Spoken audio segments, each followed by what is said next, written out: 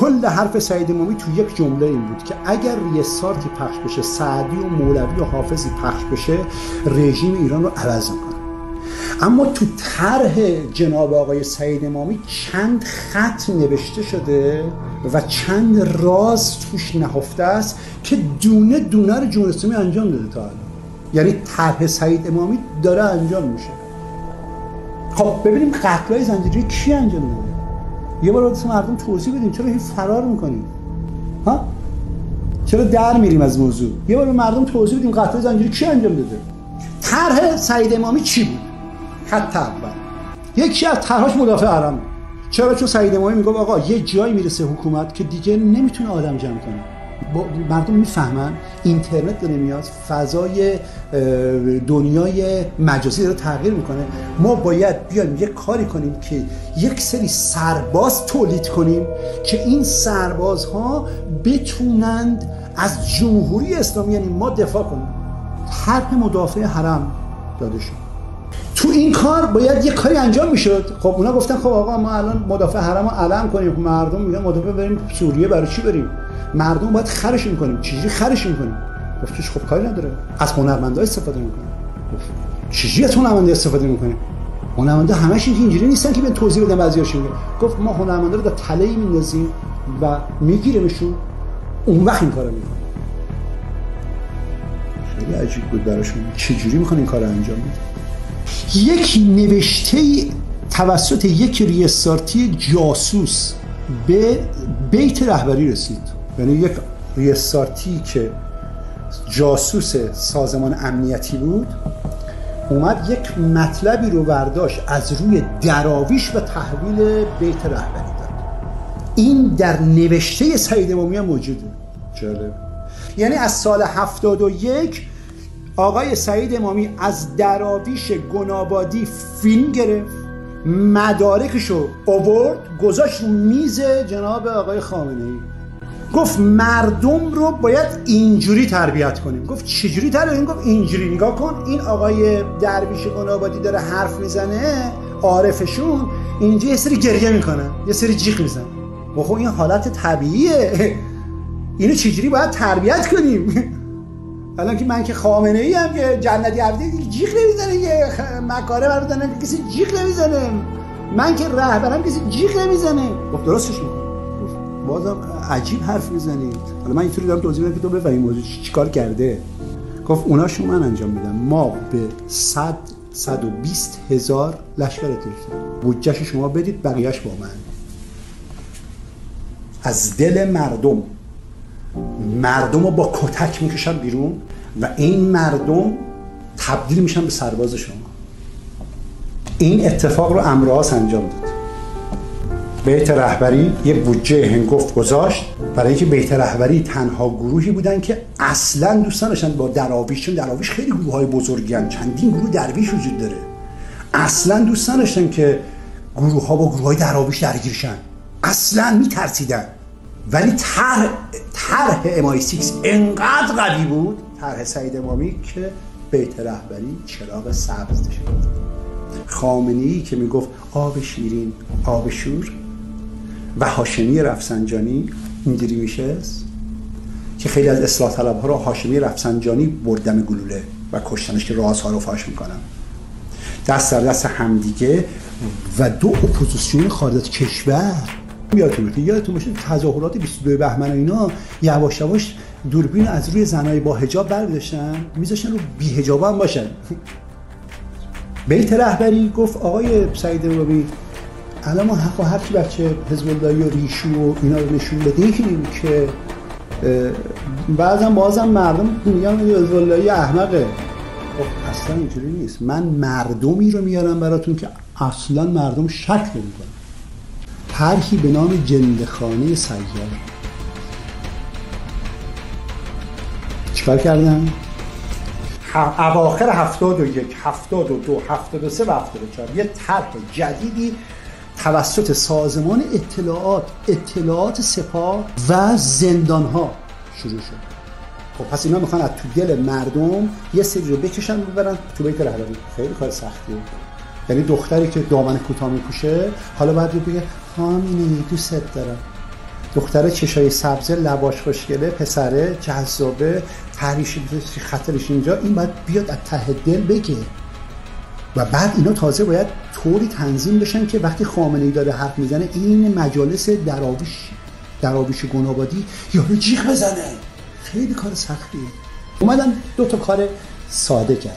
نمبر 1 اومدن 30 تا 20 تا 50 تا از پسرای خوشتیپو برداشتن، 50 تا 40 تا از دخترهایی که سر و روی داشتن، تو خانواده بسیجی بودن، توی فضای خیریه های چیزیشون بودن، وابسته به نوعی در سپاه بودن، اینها رو برداشتن توجیه کردن، کلاس توجیهی گذاشتن که آقا دشمن شما کیه؟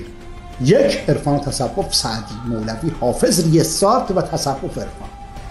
2 برای پیشرفت و موفقیت ما اشکال نداره سکس کنیم، فحش بدیم.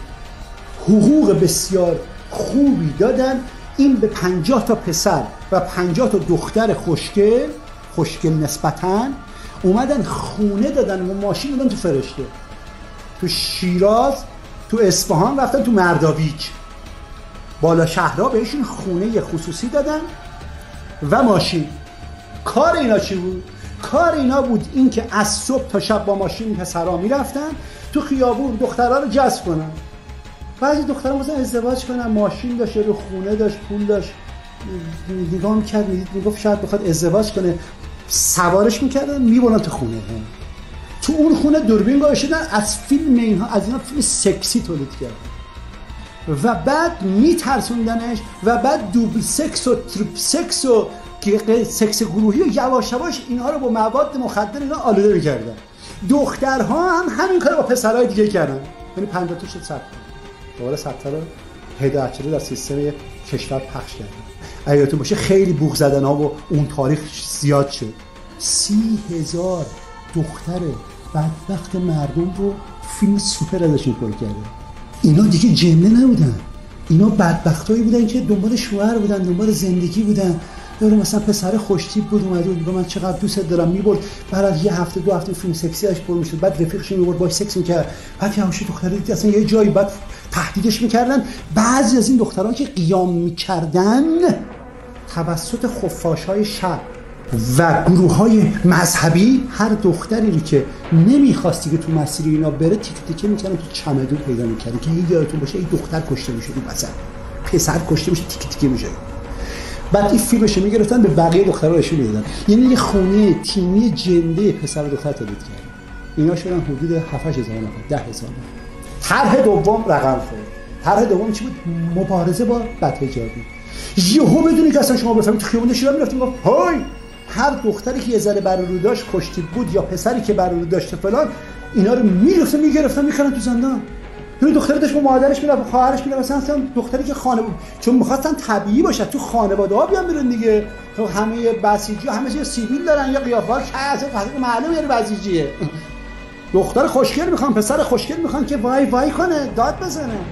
بعد اومدن طرح حجاب و اینا رو توسط هاشمی رفسنجانی و تیم‌هاشون پشت پرده شروع کردن، الکی مامورا میگرفتن میبردن کجا میبردن؟ تو زندان. تو زندان یارو بازجو رو یواشکی بزنن تو دست می‌زد اینجا تو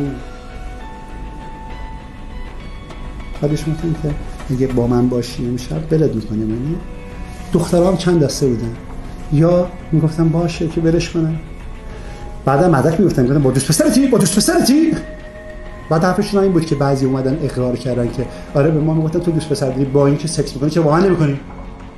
بعد تو اونجا چون خلوت بود دیگه، یه اتاق بود و اینا نشسته بودن، همشون هم مهرهای وزارت اطلاعات و اطلاعات سپاه با هم تو امن دست دادن. 50-60 هزار تا دختر رو در سراسر کشور جمع کردن، از کرمانشاه گرفته تا اهواز، کردستان، برو تو شیراز، برو مشهد. اصلا یه اتفاق عظیم. صدها هزار تیم سکسی داره از این. بعد چیکار کردن؟ بعد دختر خوشگلا اینا رو سوار کردن. پسرای خوشگلشون رو سوار کردن، فرستادن سراغ نماینده مجلس و هنرمند. یعنی اون هنرمندی که می‌بینی که 22 بهمن یا در فلانجا یا در اونجا راجع به مدافع حرم کاری نمیتونه، فرستادن تو دفتر فیلم سوپر گرفتن، فیلم سکسی گرفتن. بعضی از این هنرمندای خیلی معروف ایران که میشناسید زیر من اونجا بودم، چون 3-4 دفعه خود منو گرفتن دیگه. اونجا میگفت اینجا مهران مدیری چک خورده، لگد خورده. قشنگ توضیح میدم. دخترها و پسرها رفتن سراغ دختر پسرهای هنرمندا و شروع کردن ازشون فیلم گرفتن. همه رو صدا کردن. این سازمان امنیت دونه دونه هنرمندا رو گرفت. بولش با فلانی هستی اینجوری میکنیم، نه پشت سر فلان حرف میزنن. ازش مدرک گرفت و به اینا گفتش که خب حالا تکلیفتون رو مشخص کنید. همه‌شون قبول کردن.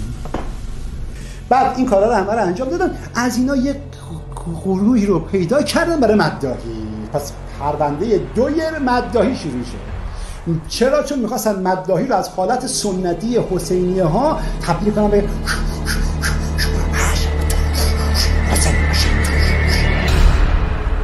چرا؟ برای اینکه شو درست کنن. مداحا کیان؟ 40 تا 50% مداحا زرتشتی هستند. مداحی شیعه در زرتشتی هست. اولا از این شیعه اعتقاد به شیعه ندارن.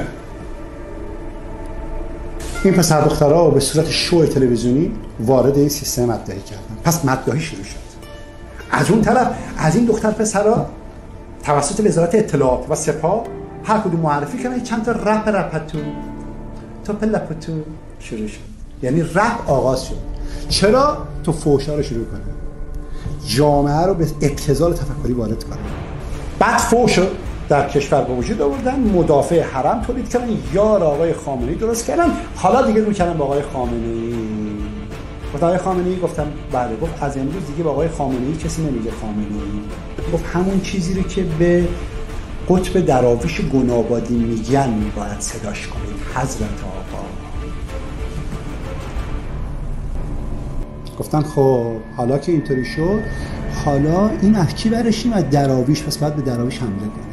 حالا طرح سعید امامی که میگه باید دراویش رو نابود کنیم و حمله کنیم درست بود. از بین این دراویش در خارج از کشور و داخل کشور مهرهایی رو آغاز کردن که هنوز ادامه داره، که گفتن اگه این قطبشون رفت، قطب بعدی خواست بیاد، چی رو تو خارج باید علم کنیم.